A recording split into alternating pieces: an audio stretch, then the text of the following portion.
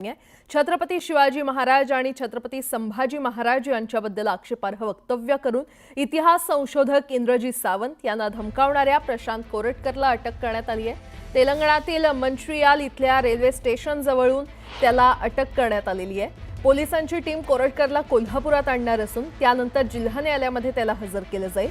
कोरटकरनं इतिहास संशोधक इंद्रजीत सावंत यांना फोन करून धमकावलं होतं। याबाबत कोल्हापुरातील जुना राजवाडा आणि नागपुरातील बेलतरोडी पोलीस ठाण्यात गुन्हा दाखल होताच तो पसार झाला होता। कोल्हापूर पोलिसांनी गेल्या महिन्याभरात नागपूरसह मुंबई, चंद्रपूर आणि इंदोर इथे त्याचा शोध घेतला।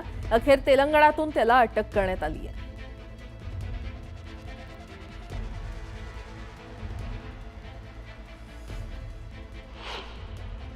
कोल्हापूर पोलिसांनी अतिशय चांगल्या पद्धतीनं टेक्निकल एव्हिडन्स जमा करून त्यातनं मुवमेंटचं ट्रॅकिंग करून आणि प्रशांत कोरटकरला अटक केलेली आहे। आता पुढची जी काही कारवाई आहे कायदेशीर ते पोलीस करतील।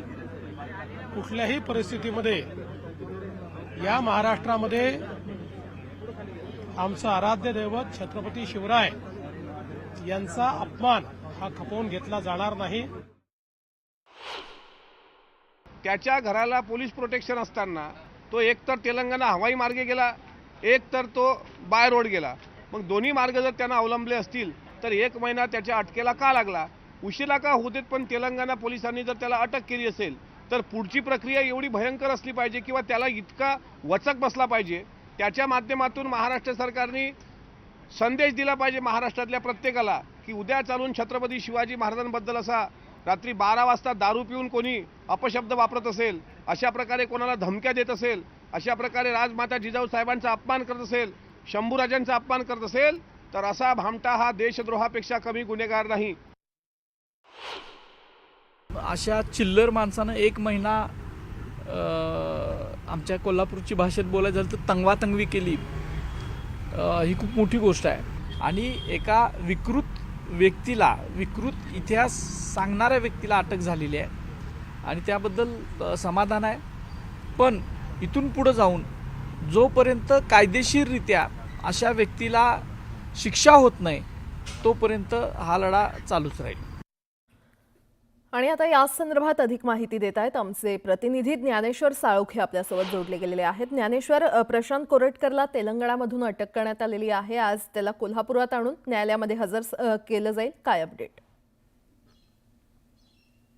शिवरायांचा अपमान करणाऱ्या प्रशांत कोरटकरला काल तेलंगणामधून कोल्हापूर पोलिसांनी अटक केली। 2 वाजून 45 मिनिटांनी ताब्यात आहे ते कोल्हापूर पोलिसांनी घेतलं आणि त्यानंतर त्याला घेऊन आलेलं तपासाचं पथक जे आहे ते आता कोल्हापूर हद्दीमध्ये आलेलं आहे। काही वेळातच जुना राजवाडा पोलीस ठाण्यामध्ये म्हणजे जिथं गुन्हा दाखल झाला आहे तिथं हे पथक आहे ते दाखल होणार आहे।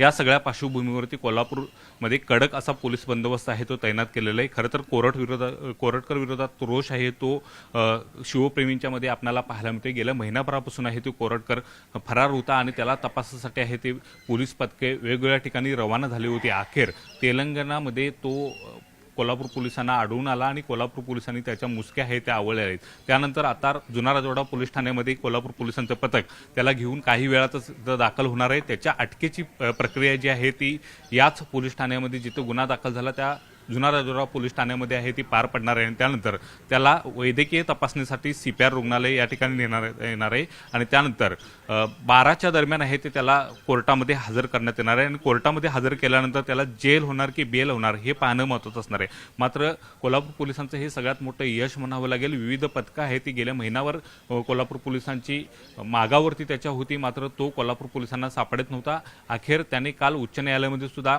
जामीन मिळवण्यासाठी अटकपूर्व जामीन मिळवण्यासाठी प्रयत्न सुरू केले होते, मात्र तत्पूर्वीच कोल्हापूर पोलिसांनी त्याला बेड्या ठोकल्यामुळे त्याचा हा प्रयत्न आहे तो असफल ठरला। अखेर त्यांच्या वकिलांना जामीन अर्ज आहे तो मागे घ्यावा लागला। आता कोल्हापूर पोलिसांचं पथक आहे ते सांगली जिल्ह्याच्या हद्दीतून कोल्हापूर जिल्ह्याच्या हद्दीमध्ये दाखल झालेलं आहे। काही वेळातच जुना राजवाडा पोलीस ठाण्यामध्ये हे पथक कोरटकरला घेऊन येणार आहे। कोरटकर सोबतच त्याचा एक विश्वासू सहकारी परीक्षित हा सुद्धा कोल्हापूर पोलिसांच्या ताब्यात आहे. या दोघांना घेऊन हे पथक आता काही वेळातच या जुना राजवाडा पोलीस ठाण्यामध्ये येणार आहे. या ठिकाणी शिवप्रेमी आक्रमक होण्याची शक्यता आहे. त्या सगळ्या पार्श्वभूमीवरती या सगळ्या परिसरामध्ये कडक असा पोलीस बंदोबस्त सुद्धा तैनात ठीक करण्यात आहे आलेला आहे. ज्ञानेश्वर, वेळोवेळी तुमच्याकडून अपडेट घेत राहू. तुर्तास धन्यवाद या सविस्तर माहितीसाठी.